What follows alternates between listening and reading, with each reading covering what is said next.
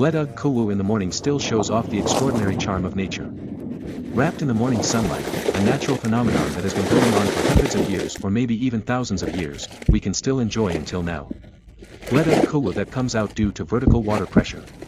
The natural phenomenon produces a giant mud bubble explosion that emits splashes of water mixed with mud. Bledug Kowu is the name of a village.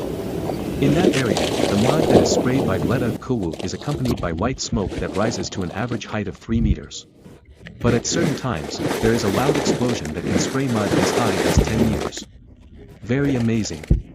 This loud explosion usually occurs in the morning when the air is cold or when the weather is cloudy. Likewise in the rainy season. The bubbles created can be bigger than usual. There are several craters.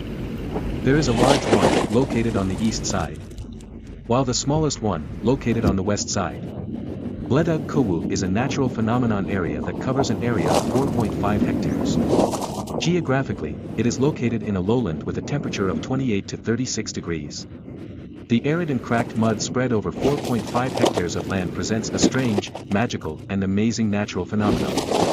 The greatness of nature that God created. The largest is called the Jagatwo crater, considering it a man in its location in the east. While the smallest is called the Rorodino crater, and its location is on the back side. Bledug Kowu, in addition to emitting gas, its eruption also brings water containing very high levels of salt.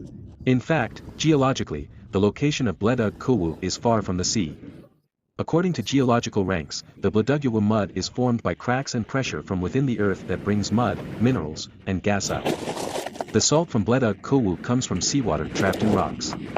In ancient times, Jirobagan, even Java Island, was still an ocean. In the main mineral content of Bledug Kowu salt, including wood, calcium, sodium, and its natural treasures are very amazing. If you think about it using ordinary human intelligence, it feels impossible. A place far from the sea, but contains very high salt. The presence of salt content in that place. Because of its high salt content, local residents use it to make salt.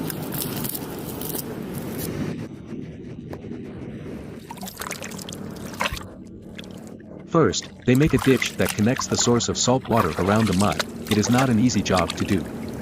Salt farmers have to crawl in the mud to make a waterway. By crawling, salt farmers will not fall into the very unstable mud. Mud is very vulnerable to being stepped on and will be very dangerous. These salt farmers only choose sources from smaller mud eruptions, because it is easier and not dangerous. The distance of the ditch from the center of the eruption is about 10 meters.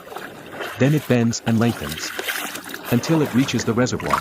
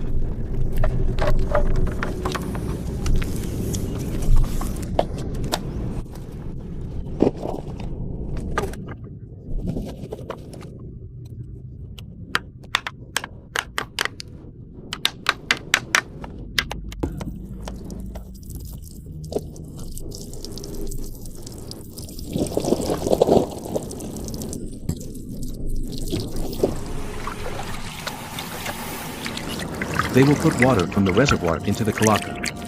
Kalaka is a bamboo blade that is split into two, each of which is 2.5 meters long. The next step is to dry it. But now many use plastic to dry their salt instead of bamboo. Actually, this drying process requires patience, takes a long time, even during the rainy season it can take days. After the salt is dried, the salt is collected into a place made of bamboo, then put into a bucket.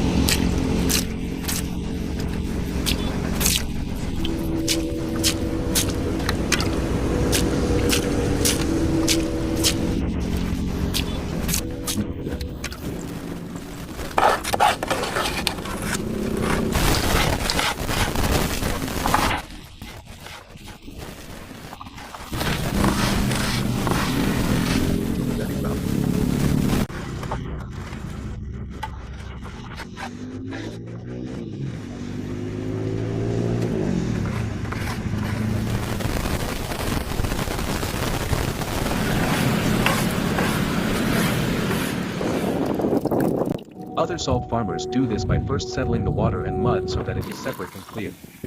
Then the clear water is moved to large tubs that contain dialysis plastic. Then it is settled and dried.